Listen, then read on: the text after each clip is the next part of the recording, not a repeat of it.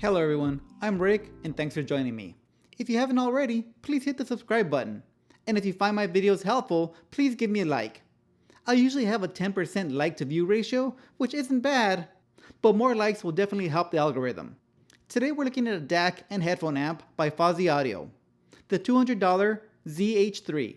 But before I get into that, I'd like to share a few updates. First, some product updates. Here are a few things that I've been testing. The Yuan Dao Snowstring earbuds, these are coming in at around $25. I recently reviewed the Etsy HA03 dongle DAC, and now I have the updated HA05. Another DAC and headphone amp from Lin, the big brother to the DS200. This is the DS300. And I also have this X-Duo XD05T. And I really have to get to this review. I've had this unit on loan from APOS for quite a while, and I should get this back to them. So I'll do this review pretty soon. I'm also testing out the Auralic A100 all-in-one streaming amp and the Yulong D39 DAC and streamer. And as you can see, today I'm using my boom mic because sometimes I forget to charge up my wireless lavs. So I decided to get a new cable for my boom mic here, and I really love these cables. I got these from audioaccessories.com, and I love them so much that I decided to get some XLRs. They come in a really dope little box here. So I got a set of the 3.3 feet XLRs, and I'll review these soon. But I really like these, super high quality.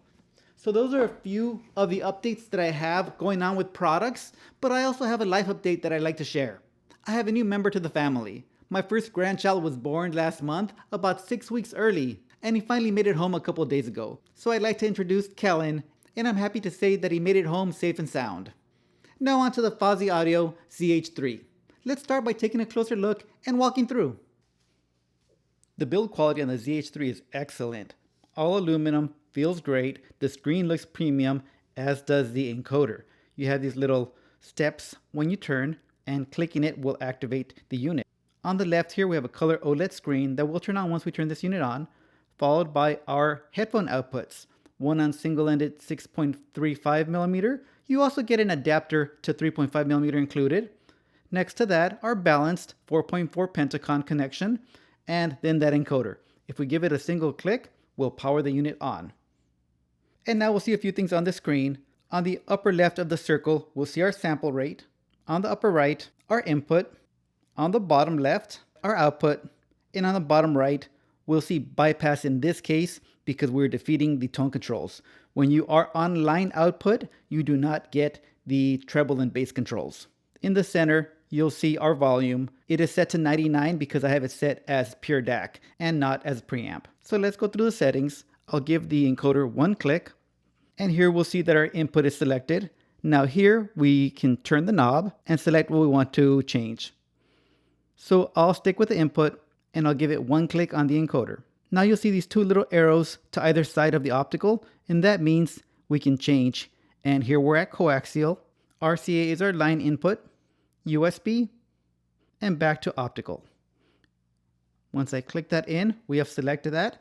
And now we can go to our next setting, and this is our output. Here we have line out. Once I select it, we can turn. That's headphone outs and aux out.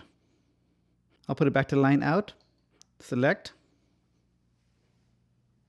And here we have our filters, and I love that they've named these. If you go through the manual, you can see what everything stands for. And actually I'll post up the filter description with the sound characteristics. So I think it's very cool that they do put the sound characteristics. I think it makes it easier to understand. And as you can see, the unit comes back to the main screen after you haven't touched the encoder for a while. So let's jump back in and see a few other options. We'll switch that line out to headphone out. And now you'll see we have a couple other options pop up. We have bass and treble. And if we go to the input, we also have our gain. High, medium, and low. And let me jump into USB.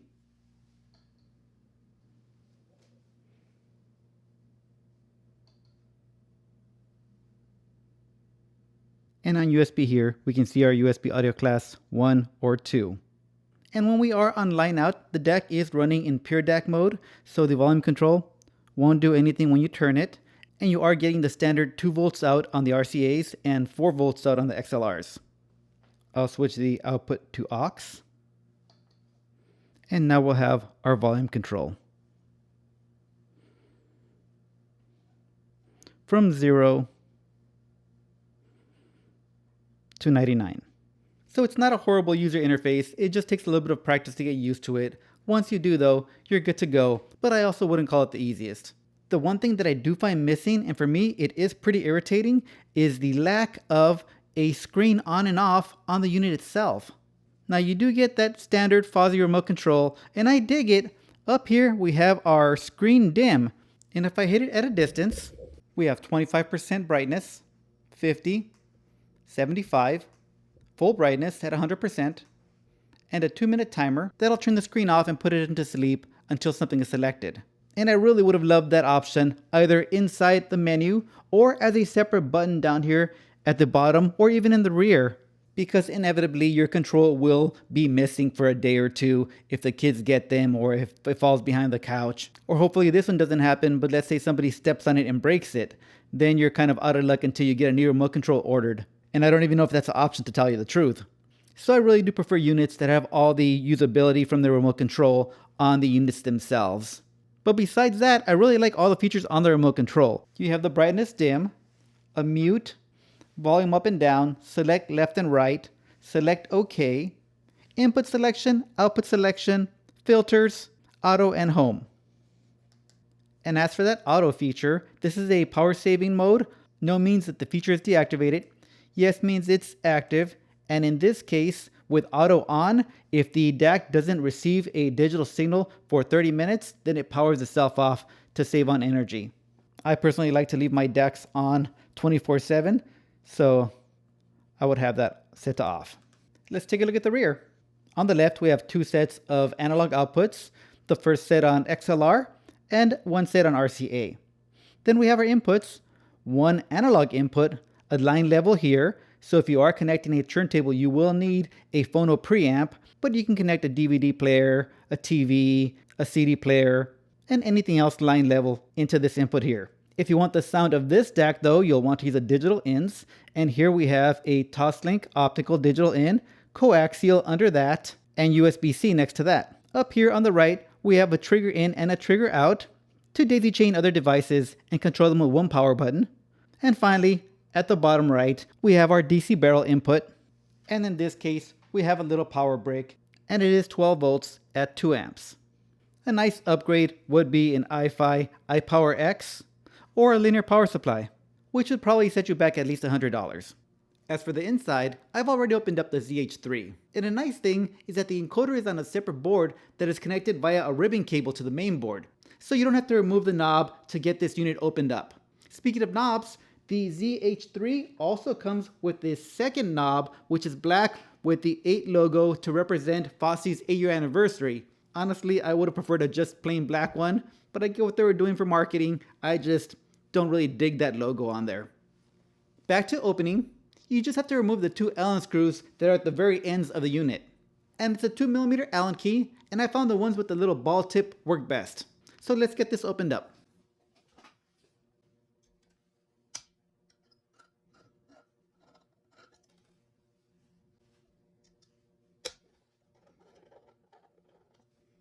Once you remove the screws, what I did is I pulled on the front plate, which removes the side bars, and then with my hand, I can push out the front unit right here.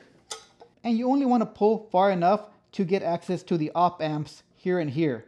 So I wouldn't pull too much because you will disconnect the ribbon cables on the front, and you can always reconnect them, but why deal with that? Just try not to move too much of the front side. Let me get this closed back up. The last 2 accessories that come in this kit are a 12-volt trigger and a USB cable that I really love.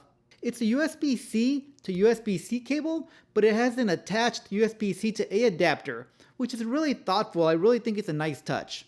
I'd hate having to dig around for USB cables in my box of extra cables. This is super convenient, and I wish everybody would start using these, or USB-C everything, but who knows when that's happening. So great touch, Fosi. Some quick specs here. The key things to note, The DAC chip used is an AKM 4493 SEQ, XMOS XU316 to handle the USB interface, OPA 1612 op amps, and low dropout regulators to keep the noise under control. All great stuff. So on to testing. I compared the pure DAC output of the ZH3 to an SMSL DO200 Pro and a Yulong D39. And while the ZH3 cannot get to the detail levels of the Yulong D39 with its ES9039 Pro, nor can it get to its soundstage, the ZH3 is definitely not just an SU1 with a headphone output. The ZH3 is far more detailed than an SU1, and more extended in the highs as well, without sounding sharp. And it fares very well to that Yulong at 5 times the price of this DAC. Now versus the DO200 Pro, the DO200 Pro has a larger soundstage still, and the DO200 Pro presents more natural.